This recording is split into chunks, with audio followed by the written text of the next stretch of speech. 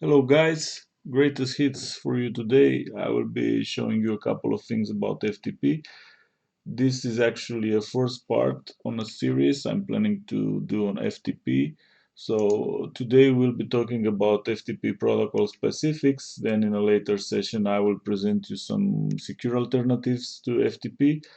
Then in the last part I will be doing like a nice lab about firewall configuration in order to accommodate FTP traffic. So let's go to my blackboard here and write down a couple of important things about FTP.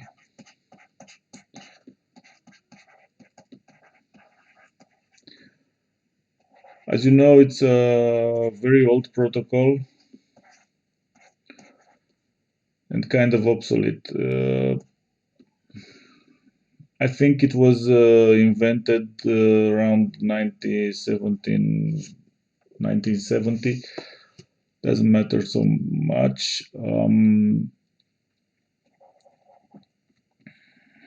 It uses two TCP sessions. Two TCP sessions.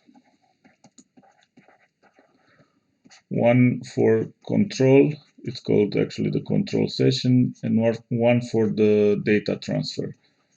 It's called FTP data.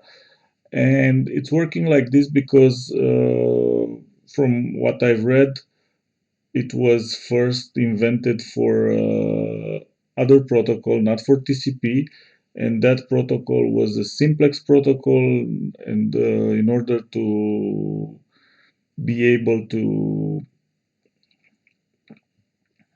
work in a duplex mode, it needed these two sessions. So that's why FTP is working like this. As you will see, because of this design, it's not so easy to get it past a firewall.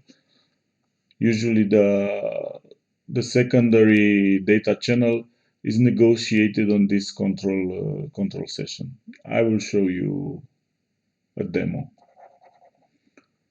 All right, it has two transfer modes.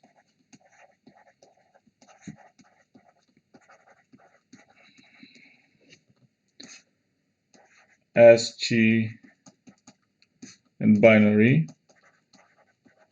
ASCII is not used actually anymore. You can use it if you want, but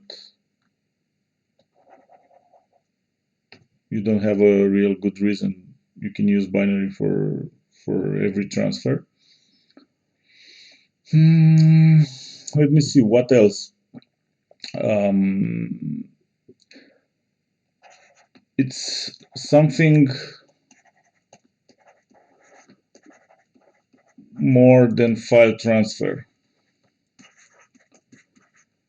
So what do I mean by this? It's actually doing file management. You can it's offering commands like change directory, make directory, delete files, delete directories, things that are not usually the are outside the transfer features, the transfer file features. So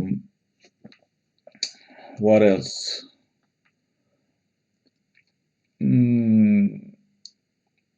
It's, let's say, firewall unfriendly.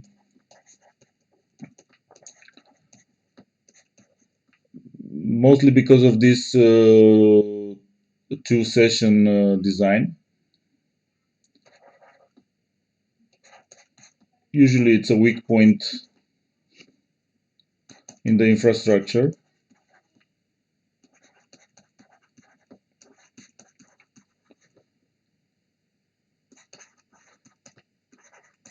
And yes, because it's an old protocol and it's not very secure, you can issue remote commands through FTP, or exploit buffer overflow vulnerabilities and all kinds of goodies. And also very important, it's unencrypted. So that would be like another weakness of the protocol. So these are the main points that I wanted to do about FTP.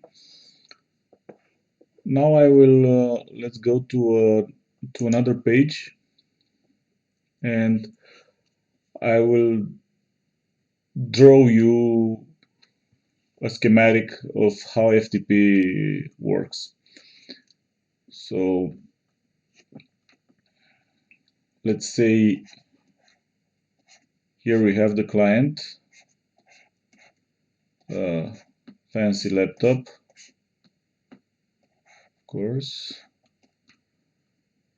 which is connecting through the internet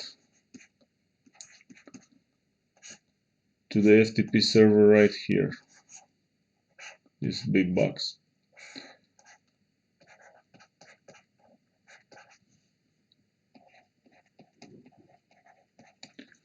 So as I already said, there are two modes of operation, or I think I missed that actually.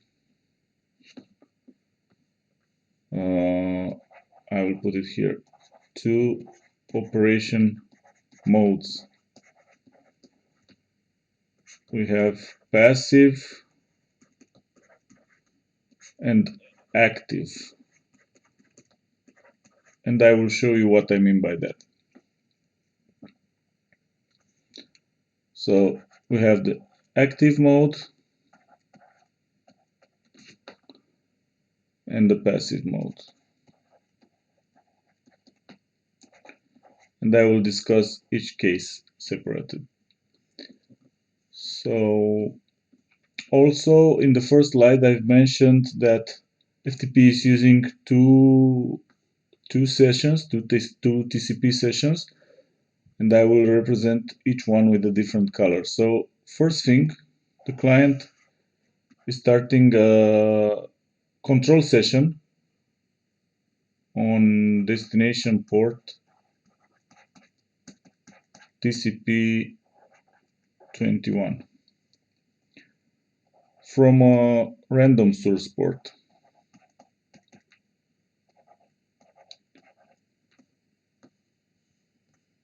Then in the active mode, on this control session, they are negotiating which port the client should open for the FTP to initiate the session, another TCP session, in the opposite direction. So the FTP server is initiating the active FTP data session to a destination port that was negotiated on the connection session. And this usually is the first source port, this random source port here, +1. I don't know if this is the case with every FTP active connection, but in my experience, this is the behavior. The source port here is not important. It's whatever. Actually, no. Again, I'm wrong. The source port is TCP20. They say this is the FTP data source port. This is not very. Knowing this information, it's not actually that helpful because,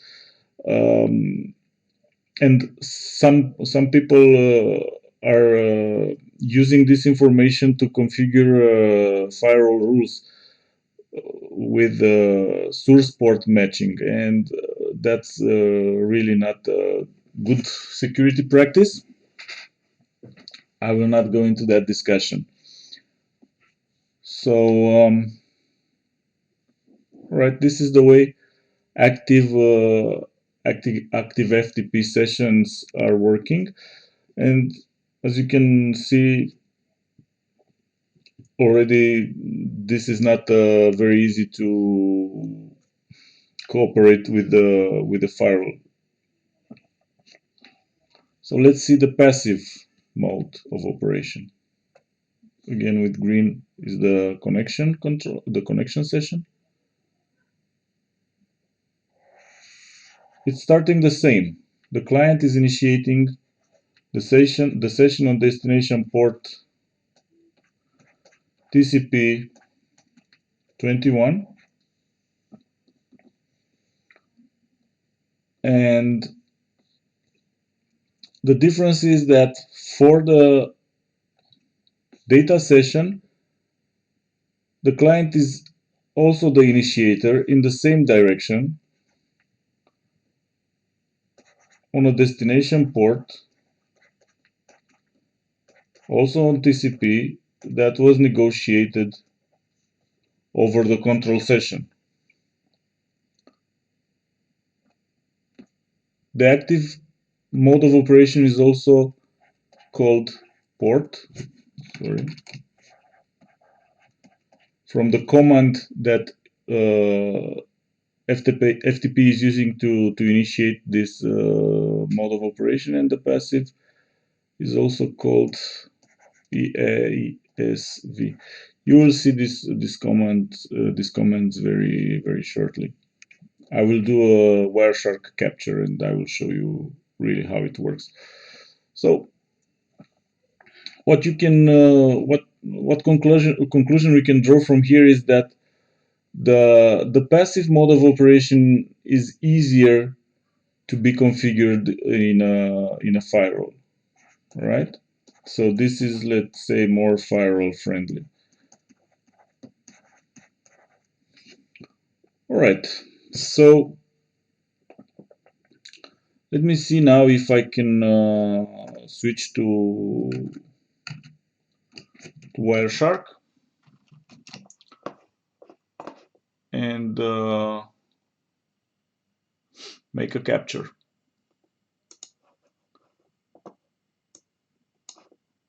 I want to capture on this interface. I don't want promiscuous mode. So I will use the Windows native FTP client.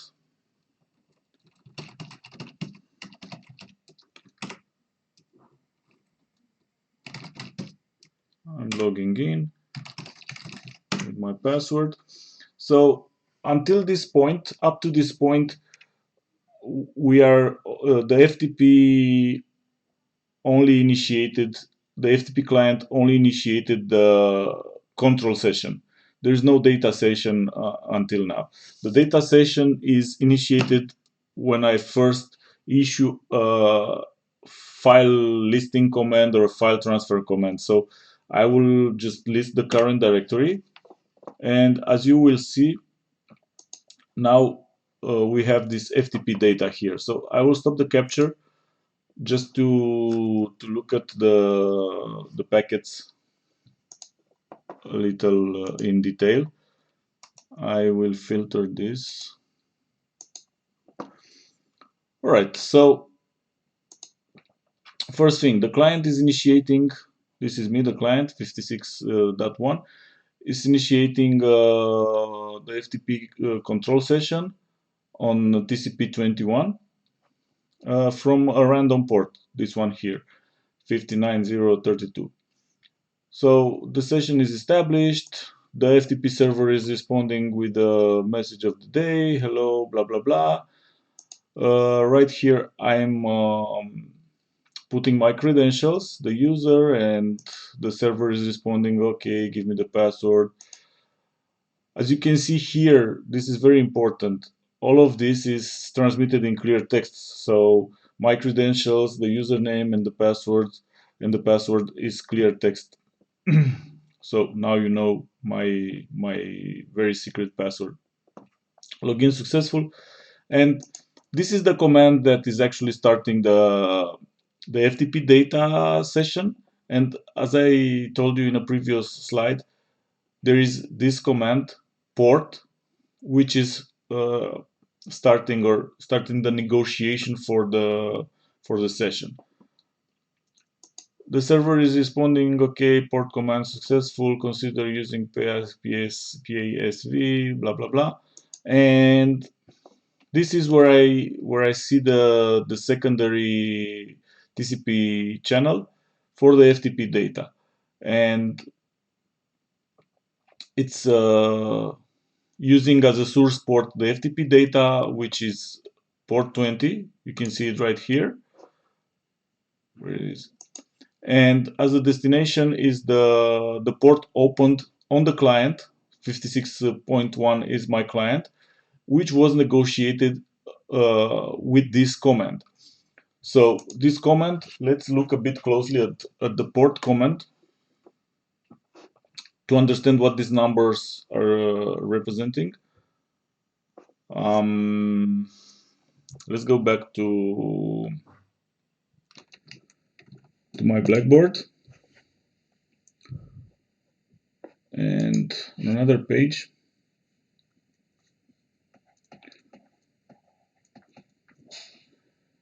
it was something like this: 192.168, comma 168, comma 56, comma 1, and there are another two numbers. I don't know, X and Y, and these numbers are used to calculate the destination port for the active data connection. And the formula is X times 256 plus Y. And usually this is equivalent with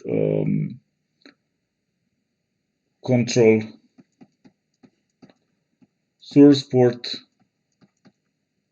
plus 1. So let's go back to Wireshark now and see if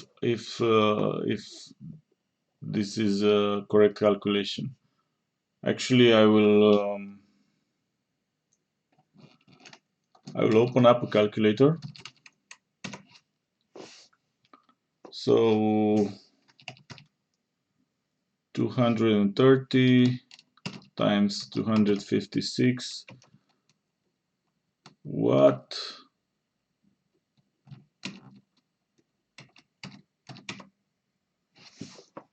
Actually, I think that's correct. So, as you can see here, 59,033. This is the port negotiated for the active session, for the active data session, and also the original source port for the control session was 59,032, which is 1 unit smaller. So that's pretty much it about FTP protocol specifics. So I hope this has cleared a couple of things for you, and hope to see you in the next session. Bye bye.